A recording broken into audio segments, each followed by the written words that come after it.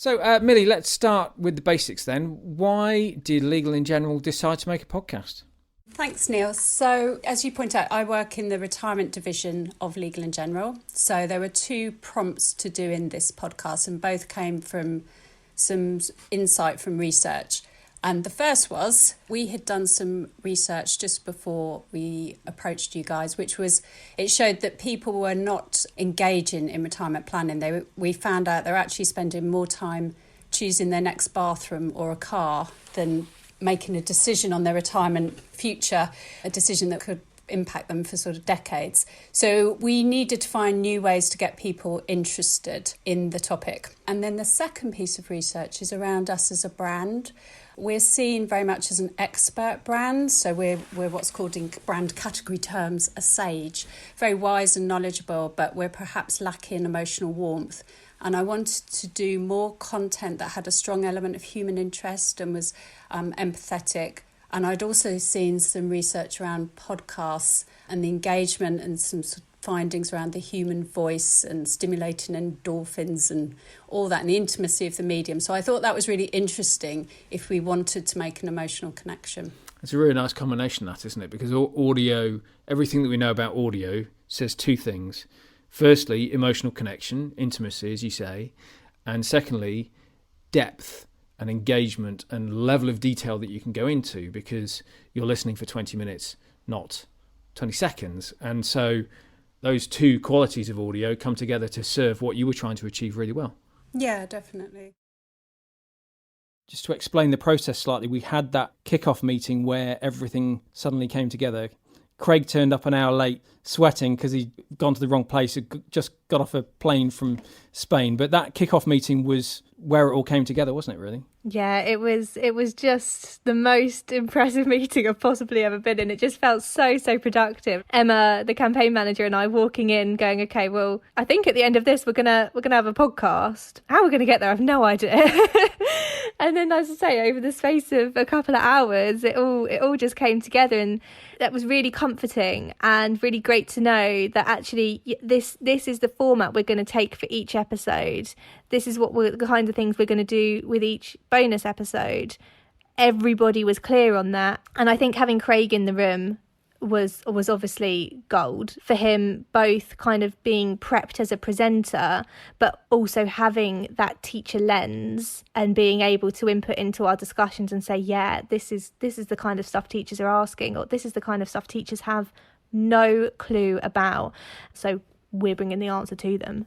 On a production level as well, that kickoff meeting is always really important for me as a producer, because that's the first time that I'm meeting you guys, who I'm going to be working with for a really long time. And it's really important for me to kind of understand what working relationship we need to have, want to have going forward. Everyone that we work with, someone will want to kind of go, okay, here's the work, I'm going to hand absolutely everything over to you and I'll run with it, and that's great. In other situations, actually there wants to be a bit more collaboration. Okay, we're going to be taking care of this, we'll then come back to you on that. So just sort of understanding what that relationship is going to be like and how best you like your information presented to you. And, you know, for us, it turned out that I sent you extremely long emails at the end of each week that were all color-coded and bold and italic, so that everyone was on the same page at the end of the week. And that worked for us because there were so many balls flying at any given time that we all knew we're on the same page at the end of the week. So stuff like that is, yeah, as a producer, that's really important for me. So many of those emails.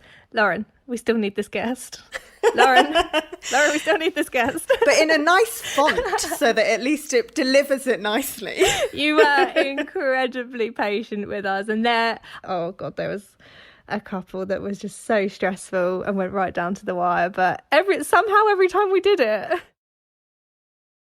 I think what the podcast achieves is it gives someone their own unfiltered voice.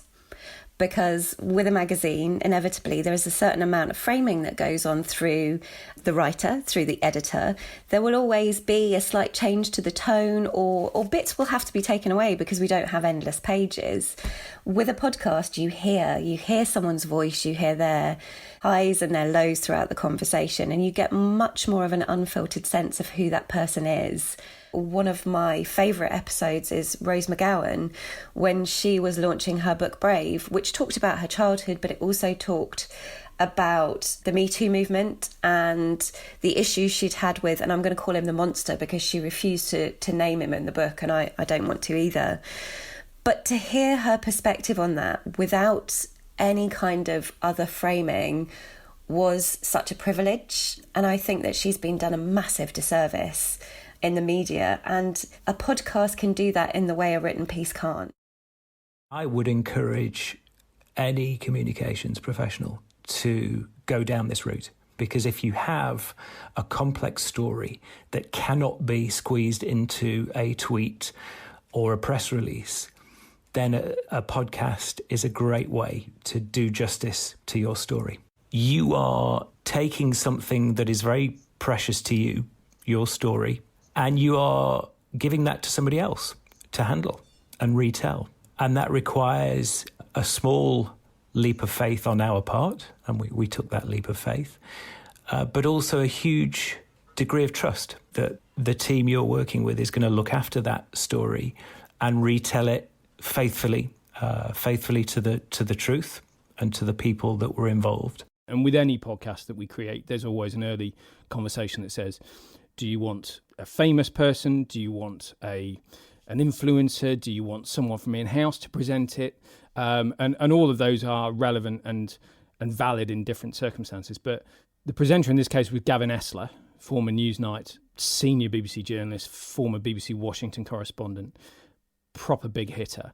We hit on Gavin quite early as a sort of dream presenter. Why was that so important in this case? Well, he was the dream presenter, Neil. I think it goes back to what I was saying earlier about there being a public interest in this story. We felt that a wider public needed to understand our story. And I think you want somebody like Gavin Esler to tell that story because of what's at stake for our democracies and our politics. There just could not be a better choice, I don't think. Am I right in saying that there was some research that showed that farmers were listening to lots of podcasts, that this was a good channel to speak to them through?